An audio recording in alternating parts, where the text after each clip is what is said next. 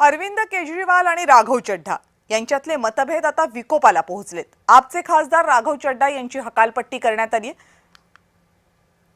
आपचे खासदार राघव चड्ढा यांची राज्यसभेच्या उपनेते पदावरून त्यांना बाजूला हटवण्यात आलेले आहे। राघव चड्ढा यांनी पक्ष नेतृत्वावर निशाणा साधलाय। राघव चड्ढा यांनी राज्यसभेच्या उपनेते पदावरून हटवण्यात आले। ज्यांच्या जागी आता अशोक मित्तल यांची राज्यसभेच्या उपनेतेपदी नियुक्ती करण्यात आली आहे। राघव चड्ढा यांना आपनं राज्यसभेतील पक्षाच्या उपनेते पदावरून हटवलं। पक्षाने या निर्णयामागे अधिकृत कारण दिलेलं नाही, पण केजरीवाल आणि चड्ढा यांच्यातील मतभेदांमुळे निर्णय झाल्याची चर्चा आहे। त्यानंतर आता राघव चड्ढा यांनी केजरीवाल यांच्यावर हल्लाबोल केलाय। माझा आवाज दाबण्याचा प्रयत्न सुरू आहे, माझ्या भाषणानं कुणाच्या पोटात दुखतंय असा प्रश्न उपस्थित करत राघव चड्ढा यांनी थेट आपच्या नेतृत्वावर निशाणा साधलाय।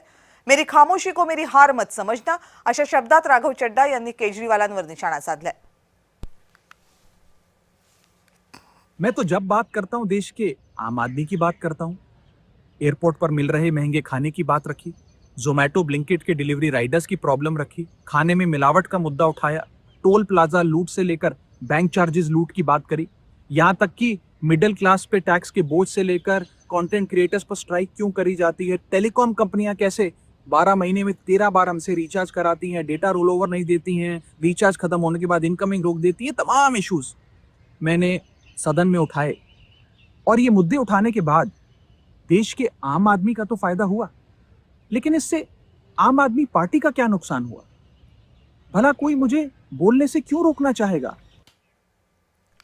पण राघव चड्ढा यांची राज्यसभेच्या आपच्या उपनेते पदावरून त्यांना काढून टाकण्याचं कारण नेमकं काय आहे बघूयात। राघव चड्ढा यांच्या संसदेतील भूमिकेवर पक्षाकडून प्रश्नचिन्ह उपस्थित करण्यात आले। आम आदमी पक्षातले नेते राघव चड्ढा यांच्यावर नाराज आहेत।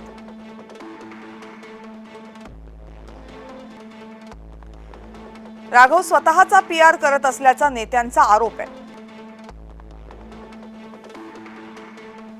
संसदेतील मर्यादित वेळेचा सदुपयोग न केल्याचा ठपका त्यांच्यावर आहे। राघव चड्ढा यांनी राज्यसभेत राष्ट्रहिताचे मुद्दे न मांडल्याचा आपचा आरोप आहे। राष्ट्रीय प्रश्न संवेदनशील मुद्द्यांना प्राधान्य न दिल्याचा आपचा आरोप आहे। केंद्र सरकारच्या विरोधात आक्रमक भूमिका न घेतल्याचा आरोप आहे। चड्ढांनी विरोधी पक्षांच्या आंदोलनामध्येही भाग घेतला नाही।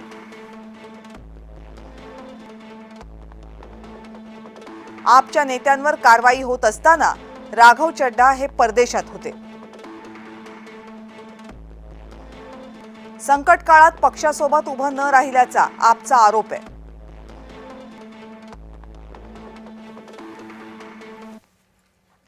आपच्या या आरोपांनंतर राघव चड्ढा यांनी ही प्रत्युत्तर दिले। त्यांनी एक सोशल मीडियावर व्हिडिओ शेअर केलाय आणि पक्षाचे सगळे आरोप फेटाळले।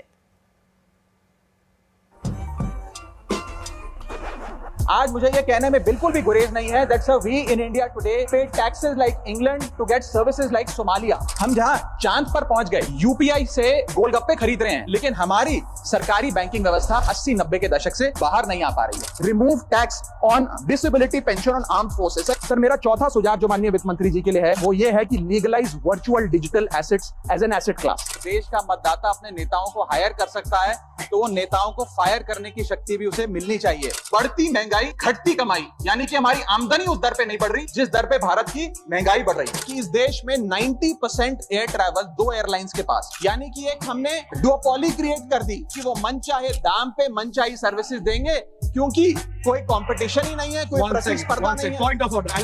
और सरकार जो हमसे इतना टैक्स लेती है उसके बदले में सरकार हमें देती क्या है? कौन सी ऐसी अंतरराष्ट्रीय सेवाएं, world class health care, education, transport सुविधाएं? कि एक ट्रेन है जो भटिंडा से बीकानेर चलती है। इस ट्रेन में ट्रेडर्स, व्यापारी, पिलग्रिम, श्रद्धालु नहीं जाते। कैंसर के मरीज जाते हैं भटिंडा और पंजाब के मालवा जिले से बीकानेर ताकि अपना इलाज करा सके। सर हमारा इनकम टैक्स स्ट्रक्चर कंपनियां रिकॉग्नाइज करता है, पार्टनरशिप रिकॉग्नाइज करता है, कॉर्पोरेशन रिकॉग्नाइज करता है, यहाँ तक कि हिंदू अनडिवाइडेड फैमिली को एज एन यूएस ऐसे ही रिकॉग्नाइज करता है, लेकिन पति पत्नी को as one single economic unit recognize नहीं करता, जो करना चाहिए। बड़ी समस्या है रूरल इंडिया के अंदर limited access to banking infrastructure. 5 नदियों वाला सूबा पंजाब, जो आज सर सबसे बड़ी मार झेल रहा है about the quality and the quantity of water. Put all land and property records of India on blockchain. Sir मेरा सरकार से अनुरोध है, हर छोटे बड़े एयरपोर्ट पर खास करके चेक इन और सिक्योरिटी के बाद वाले एरियाज में इन कैफेज की शुरुआत की जाए। My subject is concern over impact of traffic congestion in Indian cities. Sir Bharat का कंज्यूमर बाजार एक बड़ी बीमारी का शिकार है जिसे मिसलीडिंग ब्रांडिंग और फॉल्स एडवर्टाइजमेंट के नाम से जाना जाता है। We must also acknowledge that there is a huge gap between education and employment. As a result, sir, I have no hesitation in saying today that we are pushing our students, the future of this country, into a trap of joblessness. Sir मेरा दूसरा सुझाव है, wages को index करिए महंगाई से। मेरा subject है शहीद आजम सरदार भगत सिंह जी को भारत रत्न देने के संदर्भ। One nation one medical treatment की ओर बढ़ना चाहिए, सबको नंबर 1 मेडिकल ट्रीटमेंट देश में मिले, ऐसी व्यवस्था बननी चाहिए। ऐसे विषय को इस बिल में इंक्लूड कराना चाहता हूं जो देश की आधी आबादी हर महीने फेस करती है। वो इशू है मेंस्ट्रुअल हेल्थ का और मेंस्ट्रुअल हाइजीन।